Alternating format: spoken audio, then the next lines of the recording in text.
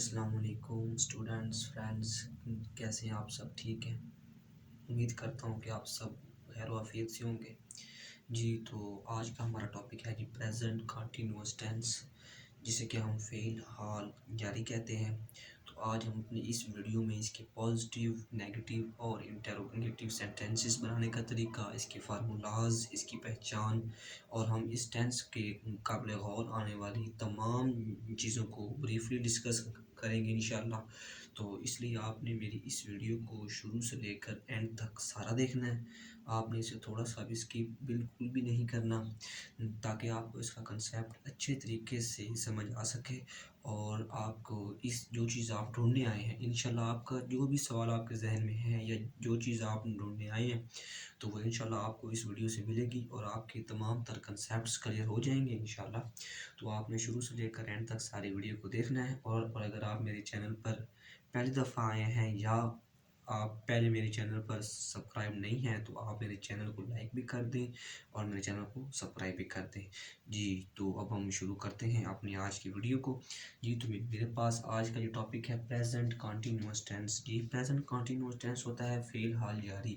तो इसका मफ़हूम कुछ इस तरह से है कि ज़माना हाल में कोई काम जारी है, चाहे हमें इस बात का मालूम हो या ना हो कि ये कब से जारी है, कब शुरू हुआ है और कब इसने ख़त्म होना, इस बात का चाहे मालूम ना हो, बस हमें इस बात का इल्म होना चाहिए कि ये काम कब शुरू हुआ है और ये काम कब ख़त्म होगा। इस बात का हमें बिल्कुल भी नहीं यानी कि अंदाज़ा होना चाहिए, हमें बस इस बात का पता होना चाहिए कि कोई काम जारी है और मुसलसल जारी है।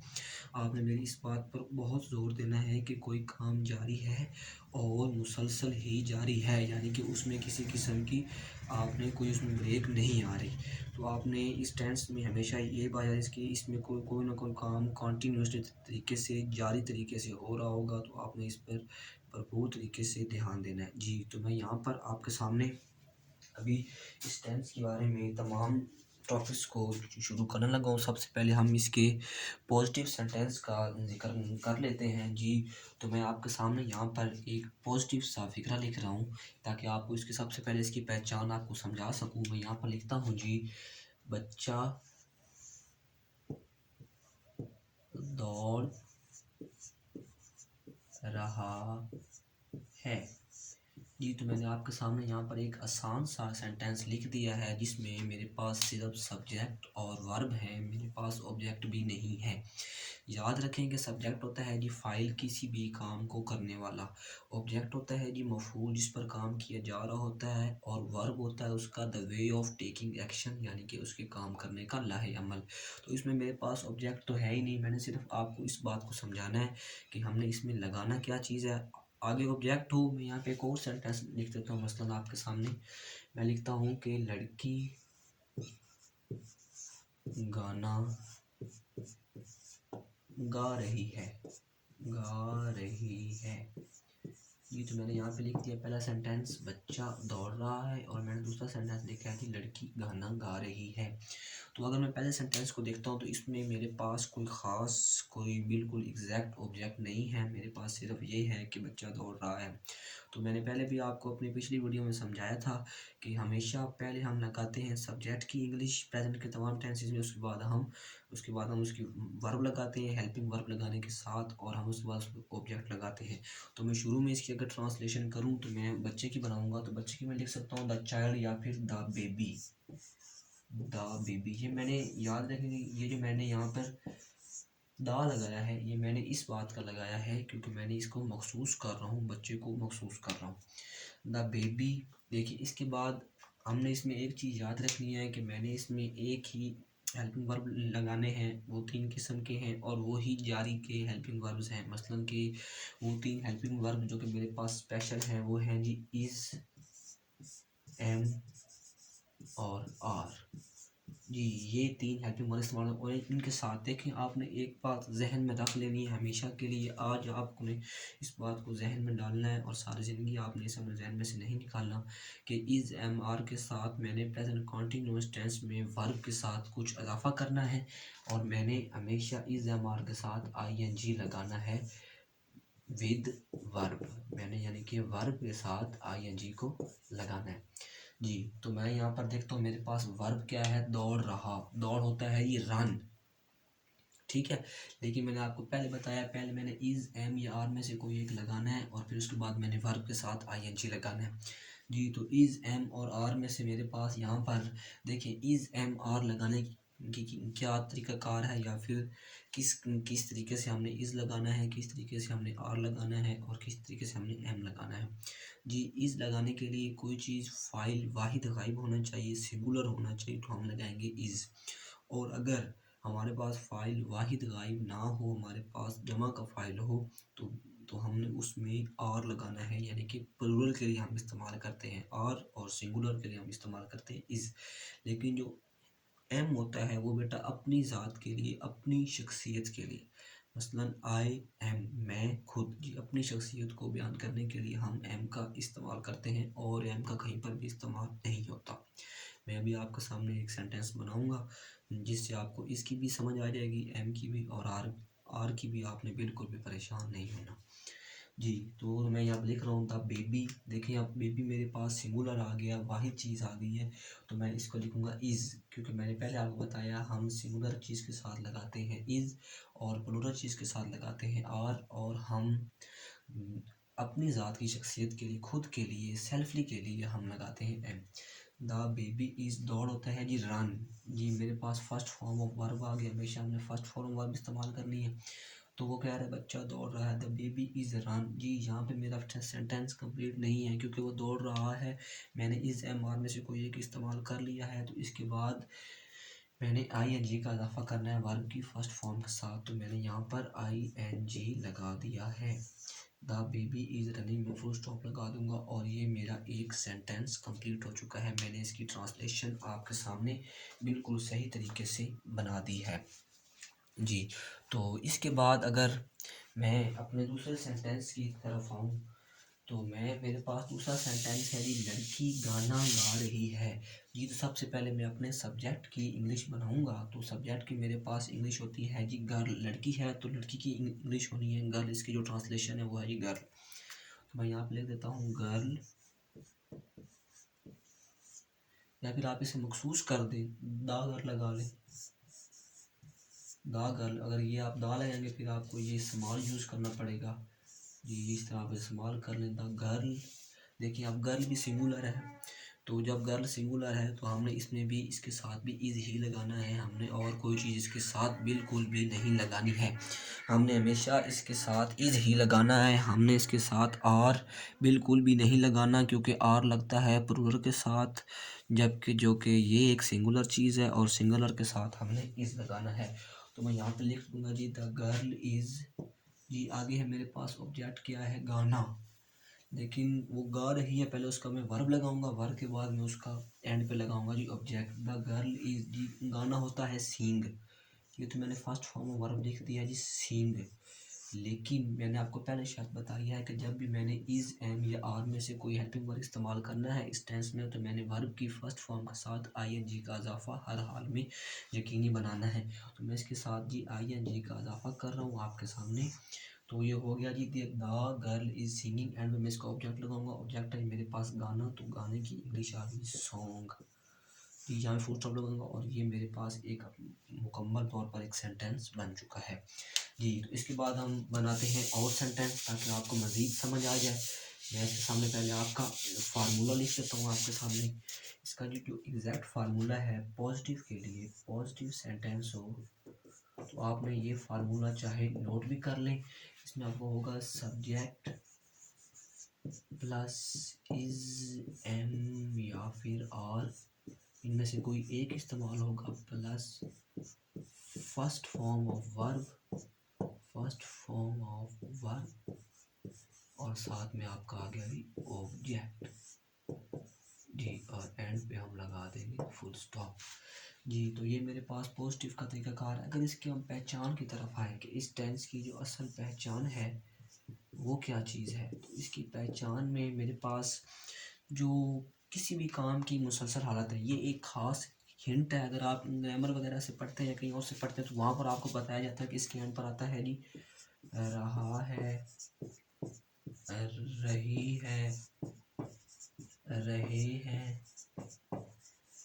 जी। लेकिन मैं जो आपको असल इसका हिंट और इसका फैक्ट बता रहा हूँ कि इस टेंस में मुसलसल हालत, जी इस टेंस में आपके पास मुसलसल हालत पाई जाती है, कोई ना कोई काम आपके सामने मुसलसल हो रहा होता है।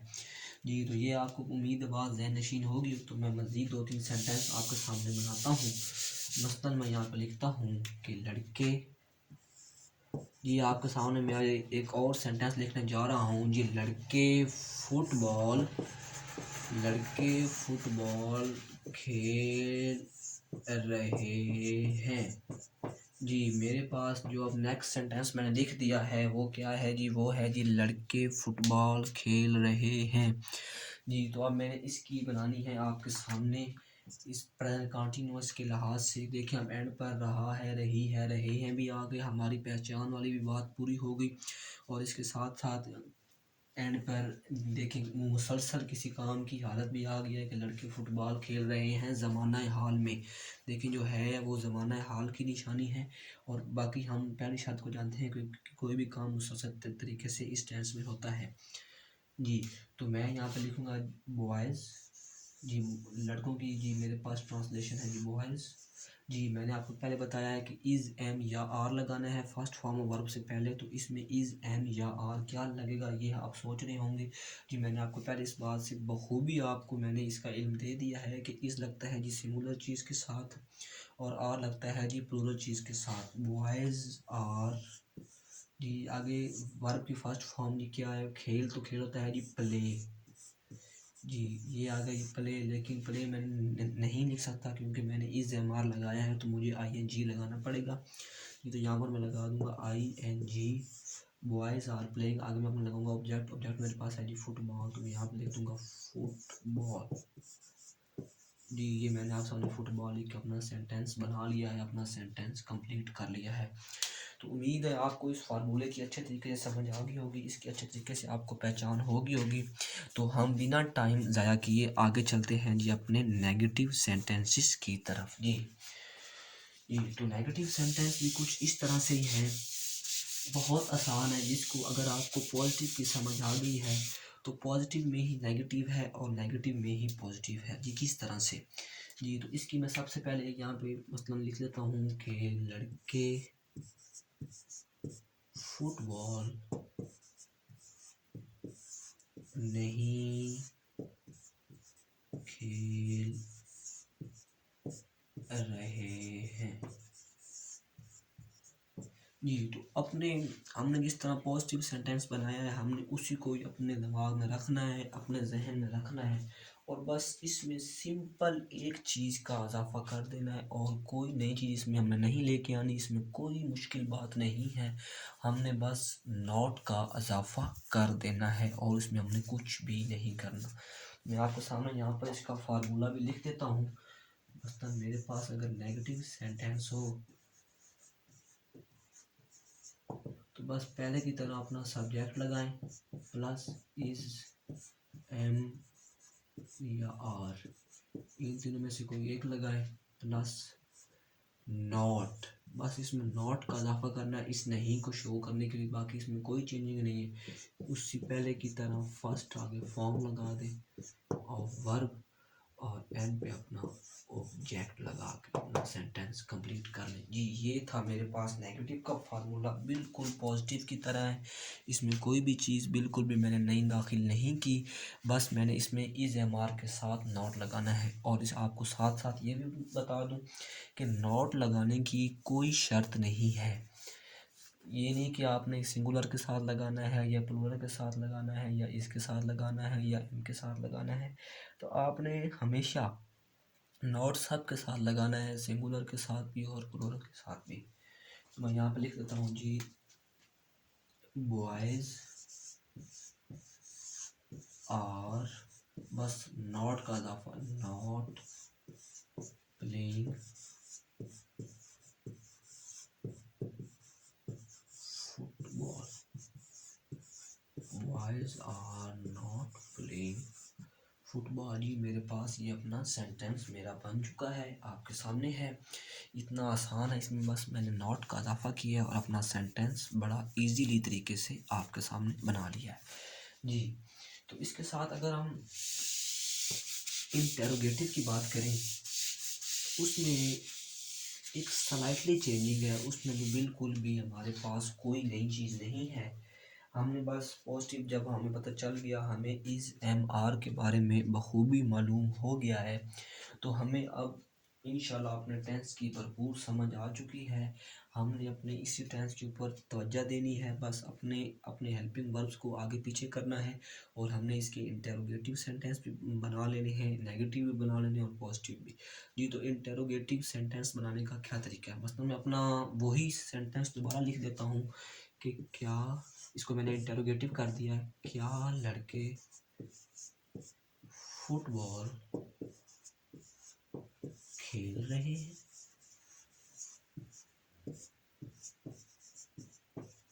जी, क्वेश्चन मार्क आ गया, मेरे पास सवाल आ गया कि क्या लड़के फुटबॉल खेल रहे हैं। देखिए, तो इसमें भी कोई चीज़ मुश्किल बिल्कुल भी नहीं है, आपने बिल्कुल भी पैनिक नहीं होना है। देखिए, हमने बस इसमें अपने सब्जेक्ट और अपने helping verb is am are की रिप्लेसमेंट कर देनी है। जी हाँ, इसमें और कोई भी मुश्किल बात नहीं है, आपको मज़ीद इसको याद रखने का कोई मुश्किल कंसेप्ट नहीं है। बस आपने इसमें क्या करना है, आपने एक छोटा सा काम करना है कि सब्जेक्ट और हेल्पिंग वर्ब की आपने पोजीशन चेंज कर देनी है। मसलन पहले मैं लिखता था बॉयज़ आर, तो बस मैं अब लिख दूंगा आर बॉयज़, आर बॉयज़, बस सब्जेक्ट। पहले था बॉयज़ आर, अब आर बॉयज़ कर दी, क्योंकि इंटेरोगेटिव में आया हूँ, तो मैंने अपना हेल्पिंग वर्ब इज़ हो मेरे पास, चाहे एम हो चाहे आर हो, तो उसको मैंने स्टार्ट में लेके आ जाना है। उसको मैंने बिल्कुल शुरू में लिख देना इंटेरोगेटिव सेंटेंस बनाने के लिए, और मैंने उसके साथ सब्जेक्ट के साथ उसे रिप्लेसमेंट कर देनी है। ये आर बॉयज़, जी आगे वर्ब की फर्स्ट फॉर्म प्ले, उसी तरह हमने साथ आईएनजी लगाना है, क्योंकि हमने पीछे आर लगा चुके हैं। फुटबॉल, जी मैंने आपके सामने सेंटेंस बना दिया है कंप्लीट कि आर बॉयज़ प्लेइंग फुटबॉल। इसमें आपने हमेशा याद रखनी है कि हमने इसमें बस इज़ एम आर की उसके सब्जेक्ट के साथ रिप्लेसमेंट कर देनी है, और हमने एंड पे कभी भी सवालिया निशान क्वेश्चन मार्क लगाना बिल्कुल भी नहीं भूलना है। जी, तो इस तरह मैं अब एक आपके सामने एक और सेंटेंस बनाता हूँ सिंगुलर का। मसलन चलिए, वो हमारा पहले वाला सेंटेंस था क्या, हाँ जी, लड़की गाना गा रही है, तो अगर मैं इसे इंटेरोगेटिव में चेंज करूँ तो ये मेरे पास हो जाएगा क्या लड़की गाना गा रही है। जी, क्या लड़की गाना गा रही है। जी, तो इसमें मैंने अब बस क्या करना है, पहले की तरह मैंने इज़ एम आर को स्टार्ट में ले आना है। अगर इज़ लगता है तो इज़ लगाएं, आर लगता है आर, और सब्जेक्ट और हेल्पिंग वर्ब की मैंने जगह चेंज कर लेनी। तो मैं पहले लिखता था शी इज़, अब मैं लिखूँगा इज़ शी, क्योंकि मैंने इज़ इसलिए लगाया है क्योंकि ये एक सिंगुलर है। इज़ शी, अगर उसी तरह फर्स्ट फॉर्म सिंग, साथ आईएनजी का इजाफा, क्योंकि पीछे इज़ एम आर में से इस्तेमाल हो गया। Is she singing song, G end पे क्वेश्चन मार्क। जी, मैंने इस तरह एक सिंगुलर का भी सेंटेंस बना लिया है। जी, अब आपको उम्मीद है पॉजिटिव, नेगेटिव और इंटेरोगेटिव सेंटेंस तो भरपूर तरीके से बनाना आ गए होंगे, लेकिन आपके जहन में सवाल आ रहा होगा कि हमने दो चीज़ें तो सीख ली हैं कि सिंगुलर के साथ हमने लगाना है इज़, और हमने आर लगाना है जी प्लूरल के साथ। ये तो आपके जहन नशीन हो चुका है, लेकिन अब आपके जहन में ये सवाल ज़रूर दौड़ रहा होगा कि हमने एम को कहाँ पे एडजस्ट करना है। मैंने अभी तक कोई एम वाला सेंटेंस ही नहीं बनाया। जी, तो अब मैं आपके सामने एम वाला सेंटेंस, ये मैंने पहले आपको इससे थोड़ा सा अलग रखा है, डिस्कनेक्ट रखा है। अभी तक मैंने आपको एम के बारे में कुछ भी नहीं बताया, सिर्फ आपको इतना बताया है कि एम अपनी ज़ाती शख्सियत के लिए इस्तेमाल करना है। उसकी वजह ये थी कि आपके पास तीनों चीज़ें मिक्स ना हो जाए। अब इस तरह आपके जहन में, उम्मीद है कि आपके जहन में आपका तो ईज़ भी बैठ चुका है और आपका एम भी बैठ चुका है। तो अब इसके बाद हम अपने, आपके जहन में इस भी बैठ चुका है, आर भी बैठ चुका है, तो हम इस तरह हम अपने एम की तरफ आगे चलते हैं। जी तो इसके बाद मैं एम की बात करता हूँ आपके सामने। तो एम की बात करने से पहले मैं आपको ये बात ज़हन नशीं हूँ। जी तो इसमें मेरे पास आपको जो ज़हन नशीन करवाने वाली बात है वो ये है कि एम क्योंकि सबसे डिफरेंट है, एक चीज़ के लिए आ रहा है, तो इसमें कुछ और भी डिफरेंस होगी। मतलब मैं लिखता हूँ कि मैं खत लिख रहा हूँ। जी एम को सिर्फ हमने आई के साथ हमेशा लगाना है, अपनी शख्सियत अपनी मलकियत शो करने के लिए। उसके अलावा हमने एम को कहीं पर भी इस्तेमाल नहीं करना, ना ही ये हमारे टेंस में कहीं पर इस्तेमाल होगा। तो देखिए अब मैं पहले की तरह इसकी सिर्फ ट्रांसलेशन आपके सामने करने जा रहा हूँ अपने प्रेजेंट कंटिन्यूअस टेंस के हवाले से। तो इसमें है जी आई को कहते हैं जी, मैं को कहते हैं जी आई, आगे एम, ये इज एम मार में से एक लगाना था तो मैंने एम लगा दिया। आगे फर्स्ट फॉर्म वर्ब जी राइट होता है जी लिखना, जी राइट, मैंने आई एन जी लगाना इसलिए मैं लिखूंगा writing, I am writing a letter. जी इस तरह से ये मेरा सेंटेंस बन चुका है। बस आपने आई के साथ हमेशा एम को लगाना है। अगर नेगेटिव आ जाए तो आपने कर देना है एम के साथ नॉट लगा देना है पहले की तरह, I am not writing a letter. और अगर इंटेरोगेटिव आ जाए तो आपने पहले की तरह बस सब्जेक्ट और जो हमारा इज हमारा उसकी जगह चेंज कर लेनी, तो आपने लगा देना एम आई राइटिंग, क्या मैं लिख रहा हूँ। जी तो इस तरह उम्मीद है कि आपको पॉजिटिव नेगेटिव और इंटेरोगेटिव सेंटेंस की भरपूर तरीके से समझ आ चुकी होगी। तो मैं यहाँ पर दोबारा जो आपके जहन नशीन करने वाली बातें हैं जो कि आपने हमेशा याद रखनी है इस टेंस के हवाले से, वो यहाँ पर आपको दोबारा लिख देता हूँ ताकि आप उन्हें अच्छे तरीके से अपने पास महफूज कर लें। अगर आपने नोट करना है तो उसे नोट भी आप कर लें, ताकि बाद में अगर आप जब भी उसे रिवाइज करना चाहें तो आप उसे आसानी से रिवाइज कर सकें। तो मैं सबसे पहले इसकी पहचान आपके सामने लिख देता हूँ कि जब आपके पास कोई सेंटेंस लिखा हुआ आ जाए तो आपको फौरी पता चल जाना चाहिए कि ये मेरे पास प्रेजेंट कंटिन्यूअस टेंस है। तो इस पर एंड पर होता है जी रहा है, रहे हैं,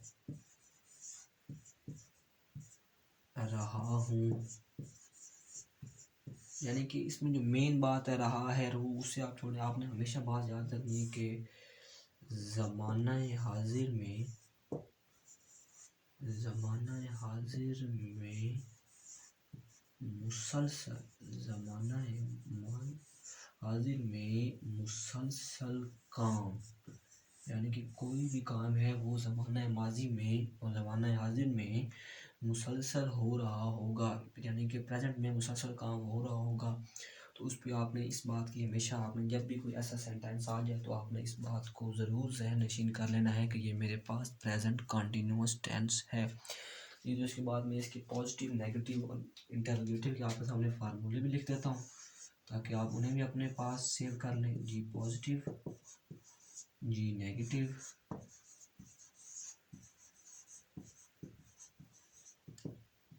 और जी इंटेरोगेटिव, जी इंटेरोगेटिव। जी तो आपके सामने हम मैं पॉजिटिव नेगेटिव और इंटेरोगेटिव तीनों के लिखने जा रहा हूँ। तो सबसे पहले मैं आपके सामने पॉजिटिव के लिख देता हूँ। जी पॉजिटिव के मेरे पास है जी सब्जेक्ट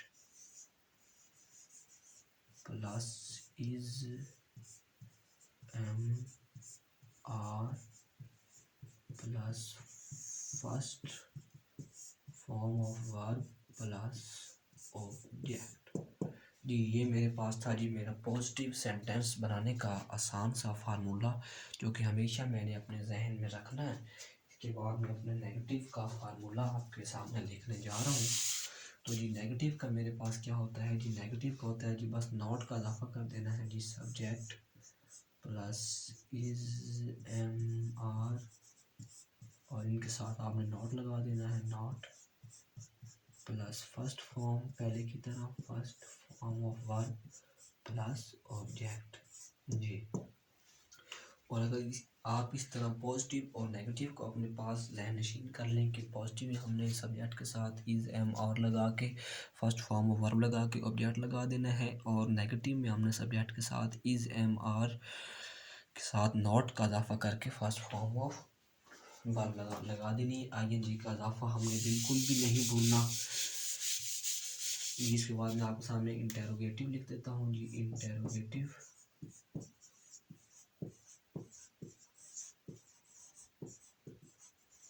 इसमें आपके पास लिखना जी सब्जेक्ट।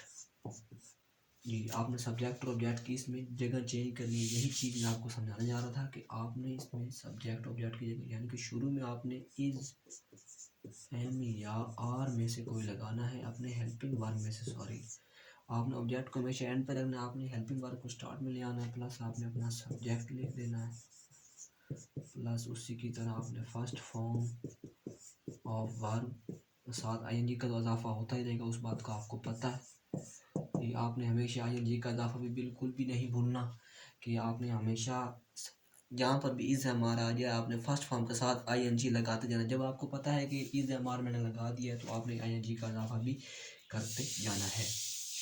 जिसके बाद मैं आपको जो कि एक बात हमारी मज़ीद थी वो थी ना, भी आपको वो बातें भी इसमें बता देता हूँ कि जो मेरे पास होता है जी इज़, वो मैंने कहाँ पर इस्तेमाल करना है जी, मैंने अपना एम किसके पास इस्तेमाल करना है और मैंने आर कहाँ पर इस्तेमाल करना है जी। तो मैंने इज़ लगाना है हमेशा सिंगुलर के साथ,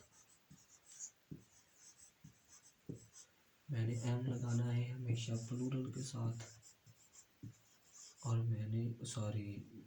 मैंने आर के साथ लगाना है जी इज़ हमेशा, और मैंने एम जी लगाना है हमेशा आई के लिए जी। इज़ एम आर ये इनको याद रखने का आसान तरीन तरीका, जिस तरह से मैंने आपको बताया था कि आपने इज़ एम आर मैंने आपको पहले समझाया, इसलिए हम इज़ और एम का पहले डिस्कस आपके सामने कर लेते हैं कि हमने इज़ को लगाना है हमेशा सिंगुलर के साथ, और हमने जी जो हमारे पास जो आर होगा, तो मैं यहाँ पे साफ तरीके से लिख देता हूँ, मेरा बोर्ड भी आज ठीक तरीके से काम नहीं कर रहा जी। मेरे पास इज़ है, मेरे पास आर है और एम है जी। तो इसको मैंने लगाना है जी सिंगुलर के साथ, आर को जी लगाना है प्लूरल के साथ, और एम को लगाना है मैंने आई के साथ। आपने ये बात हमेशा अपने ध्यान में रखनी है कि मैंने सिंगुलर के साथ इस लगाना है, प्लूरल के साथ आर लगाना है, और एम लगाना है जी आई के साथ जी। तो ये था हमारा आज का सारा टेंस, प्रेजेंट कंटिन्यूअस टेंस। उम्मीद है आपको इसकी अच्छे तरीके से समझ आ गई होगी। आप इसमें से जो चीज़ आप तलाश करने आए थे, जो जो आपके सवाल थे, उम्मीद है आपको इनका हतमी जवाब मिल गया होगा जी। हम तो कोशिश कर सकते हैं, उम्मीद है हमारी कोशिश आपके ज़रूर काम आई होगी जी। अगर आपको वीडियो अच्छी लगी है, आपको कुछ भी समझ आई है, तो आप मेरे चैनल को लाइक और सब्सक्राइब कर दें, आपकी बहुत मेहरबानी होगी, बहुत शुक्रिया होगा। और मेरे चैनल के साथ जुड़े रहें ताकि आपको आपकी इंग्लिश ग्रामर के लिहाज से हर जो आपकी टॉपिक है, हर आर्टिकल है, उसकी आपको अच्छी अच्छी वीडियोस मिलती रहें जी। तो इसी के साथ हम खुदा का नाम लेकर आपको अल्लाह हाफ़िज़ करते हैं।